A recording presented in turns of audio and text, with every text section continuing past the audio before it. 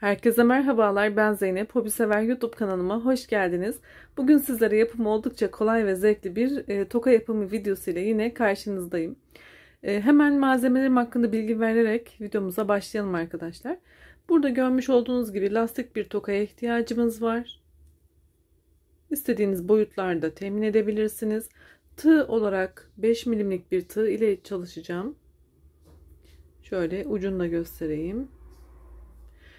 İp olarak ise arkadaşlar kadife ip kullanacağım. Dilediğiniz markaların kadife iplerini tercih edebilirsiniz. İstediğiniz renkte yapabilirsiniz. Hemen şöyle tokamı da bir daha yakından göstereyim.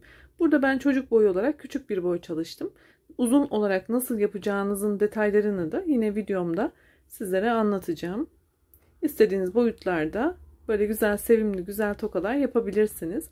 Evet, şimdi hemen videomuza başlayalım. İlk önce tokamıza ipimizi bağlayarak başlayacağız. Bunun için ipimi bu şekilde önce katlıyorum. Şöyle yavaş yapacağım. Yeni başlayanlar için özellikle göstermek istiyorum. Buradan tığımı geçirdim ve bir tane ilmek çıkardım. Burayı bir zincir yapmış oldum. Şimdi tokamı aldım. Bu ipi de içinde yürüteceğim için böyle sol taraftan tutacağım arkadaşlar. Buradan bakın şöyle tığımı alttan batırıp buradan ilmeğimi çıkartıyorum ve bir zincir yaptım. Burayı da sıkıştıralım. Şöyle. Şimdi bunu uzatıyoruz. Eğer küçük yapmak istiyorsanız boyutunu, daha kısa, daha uzun yapmak istiyorsanız da burada ayarlama yapmanız gerekiyor. İstediğiniz boyutta yapabilirsiniz. Ve bunu bırakıyorum. İstediğim boyutta olduğunu düşündükten sonra bıraktım. Bu şekilde kıvrılacak. Şimdi bir diğerine geçiyorum. Hemen tığımı alttan doladım ve bir ilmek çıkarttım, uzattım.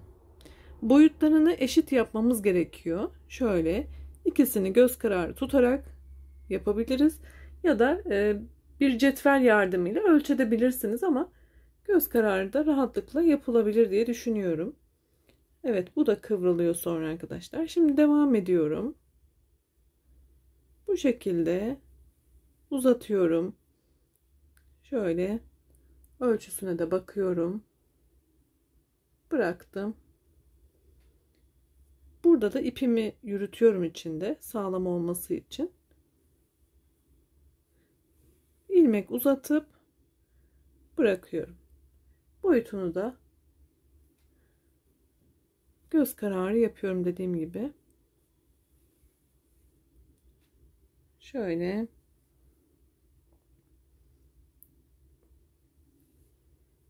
Bakın kıvrılmalara başlıyor. Şöyle. Buradaki diğer modelimi de hemen göstereyim. Bunun boyutunu kısa olarak ayarladım arkadaşlar. Bakın bu kadar. Ama bu modelimde biraz daha uzun yapıp sizlere aradaki farkı gösterip o şekilde anlatmak istedim. Bunu çocuklar için yaptım. Bunu yetişkin olarak öyle düşünebilirsiniz. Evet. Buradan tığımı geçiriyorum.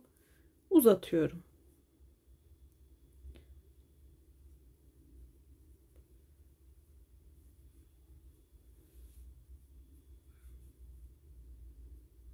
Evet. Burada bir püf noktamız daha var. Hemen onu da bir tane daha yaptıktan sonra göstereyim arkadaşlar. Videomuz fazla uzamasın.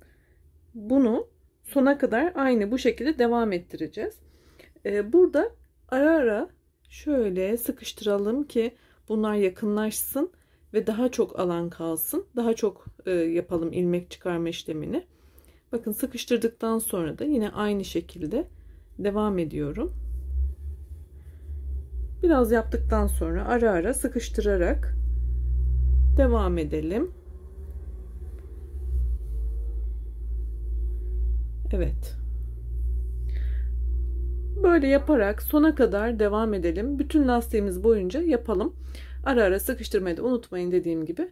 Sonda tekrar bitirme kısmını ve nasıl kapatacağımızı göstererek videomuza devam ederiz. Lastiğimizin sonuna kadar bu şekilde ilmek çıkarma işlemini gerçekleştirdim. Oldukça güzel oldu. Şöyle sizlere de tutmak istiyorum. İnanın 5 dakika sürmüyor bunu yapmak. O kadar kolay. Şimdi bir diğer boyutunun da nasıl farklı olduğunu göstermek için onu da böyle üstüne koymak istiyorum. Bunu çocuk boyu olarak yaptım ve kısa yaptım. Bunu yetişkin boyu olarak yaptım. Şöyle uzun yaptım. İkisinin arasındaki farkı görmeniz için böyle üst üste koyarak göstermeyi de istedim.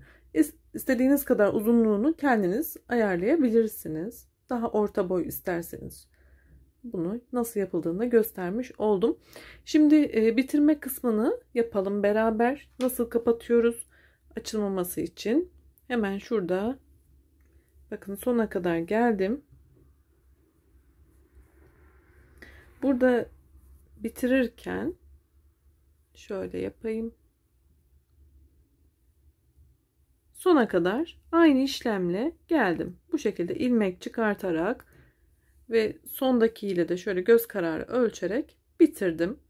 Artık bittiğini düşündüğüm noktada hemen yapalım.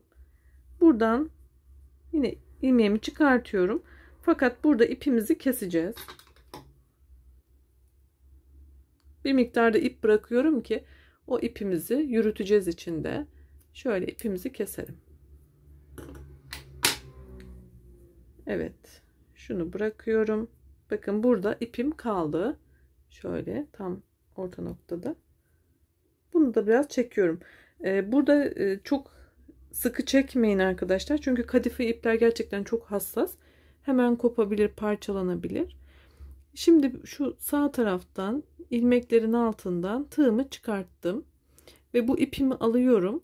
Şöyle alttan geçirdim. Şimdi bunu içe doğru kaydırarak bir miktar yürüteceğiz. Şöyle.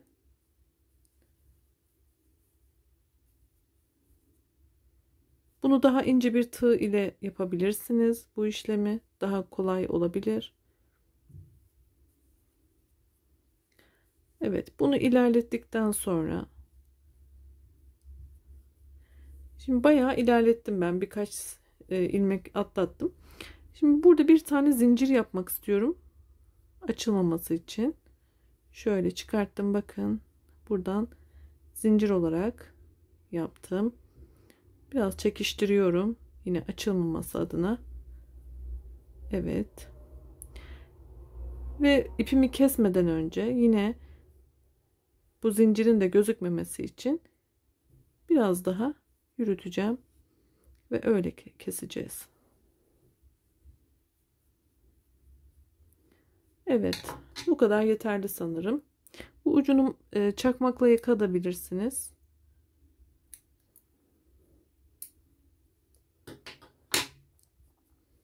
Evet.